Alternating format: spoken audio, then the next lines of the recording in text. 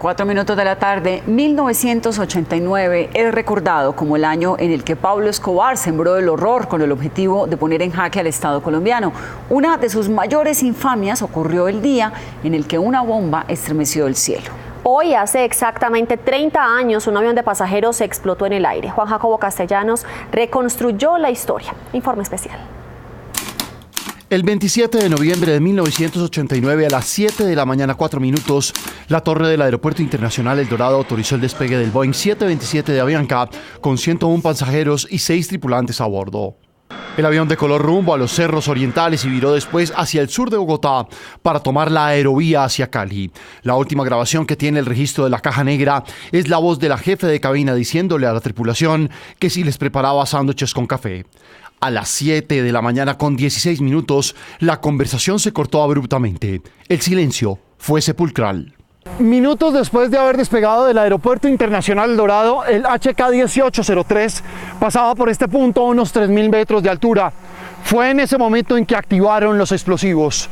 Los pedazos del avión cayeron en segundos sobre el Cerro Canoas del municipio de Soacha. Los reporteros del noticiero 24 horas fueron de los primeros en llegar a la zona de desastre. Los testigos como don Carlos Jiménez, que manejaba en ese momento por la carretera Bogotá-Fusa, les contó que el avión volaba sin inconvenientes y de pronto se desintegró. Y yo lo vi que explotó, diga por aquí derechito, así derechito, explotó. ¡Pam! Y aquí para allá pues una llamarada, formó una bola de candela, ¿no? Y luego a los pocos segundos ya el chorro de humo. Gonzalo Rojas, hijo de Gonzalo Hernán Rojas, quien viajaba en el avión y quien desde hace años viene trabajando para esclarecer lo ocurrido con el HK-1803, asegura que el atentado fue orquestado para asesinar al entonces candidato presidencial César Gaviria Trujillo. Fue una alianza entre el narcotráfico, entre el paramilitarismo y unos agentes del Estado que filtraron la información que en ese vuelo iba a viajar el candidato César Gaviria. Gonzalo habló recientemente con el expresidente Gaviria. El líder liberal, heredero de las banderas de Galán, le dijo que ese día viajó en un avión charter a Cali y que los que iban a viajar en el HK-1803 eran miembros de su esquema de seguridad, que al final tuvieron que adelantar su viaje en otro avión. Por muchos años todos, digamos los familiares de las víctimas, habíamos pensado que él se había bajado del avión, que no había abordado, que le habían avisado, que él sabía. No, nada de eso pasó. El candidato hace 2 semanas no viajaba en Avianca por una decisión personal que le había tomado. Álvaro Freddy Acevedo, hoy cronista de Noticias Caracol, grabó estas imágenes en el Cerro Canoas ese 27 de noviembre. Álvaro, para ese momento, era camarógrafo y editor de Univisión en Colombia. Este curtido periodista recuerda con horror lo que se encontró esa mañana cuando subió a la montaña. Cuando yo llego al sitio, yo veo una cantidad una mancha roja inmensa y yo lo primero que pensé, ganado. Dije que había muchas vacas pastando en ese lugar. Cuando hago un ajuste de la cámara y le meto el teleobjetivo, me doy cuenta de un sacerdote que está echando bendiciones en toda la zona. Me doy cuenta que realmente lo que habían era un número grandísimo de personas muertas. El caos era total. Los organismos de emergencia intentaban rastrear sobrevivientes en 3 kilómetros a la redonda.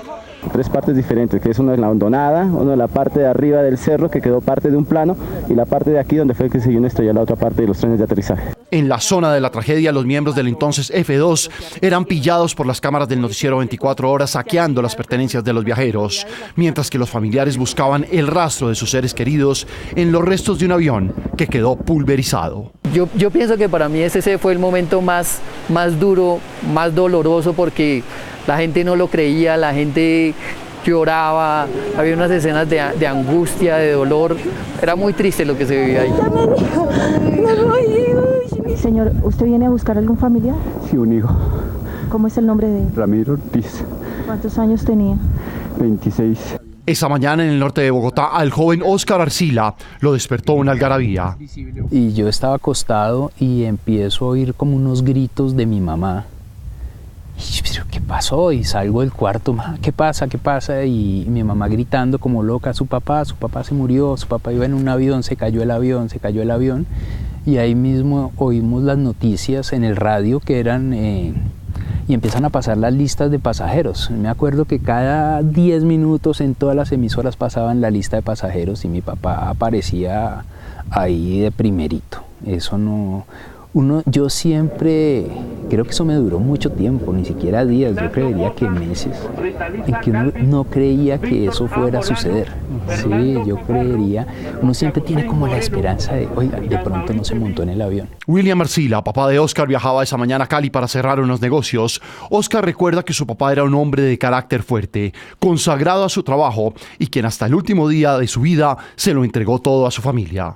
De hecho, mirando ahorita ya para este lado de la carretera saliendo de Bogotá hacia Girardot Melgar, me acuerdo mucho que nosotros teníamos una casa en Girardot que construyó mi papá y no la alcanzó a disfrutar. El HK-1803 era tripulado por el capitán José Ignacio Osa, el copiloto Fernando Pizarro, el ingeniero de vuelo Jairo Castiblanco, la jefe de cabina Rita Galvis y Astrid Gómez y Germán Pereira, auxiliares de vuelo. Esa mañana antes de decolar del Dorado, Rita le pidió a Diego Roberto Bermúdez, entonces jefe de cabina de Avianca, que le cambiara el vuelo.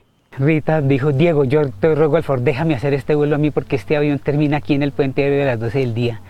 Termina temprano y yo me voy para Cúcuta, en este avión que hace Medellín-Cúcuta, y me voy para Cúcuta a llevarle los regalos de Navidad a mi mamá. Y ante eso, pues yo cedí y Astrid me miraba, me hacía gestos. Diego renunciaba a volar con su mejor amiga, Astrid Gómez, que ese día no estaba con el mejor ánimo. Diego, antes que despegara el avión, fue rápidamente al puente aéreo a comprarle un detalle para alegrarle la mañana. Habían corrido la escalera y iban a cerrar la puerta del avión y yo corrí, pensaron que yo era un tripulante adicional que iba en el vuelo o efectivo, corrieron la escalera, me subí al avión, le entregué el sándwich, le di un beso, me bajé, corrieron la escalera y el gesto fue así.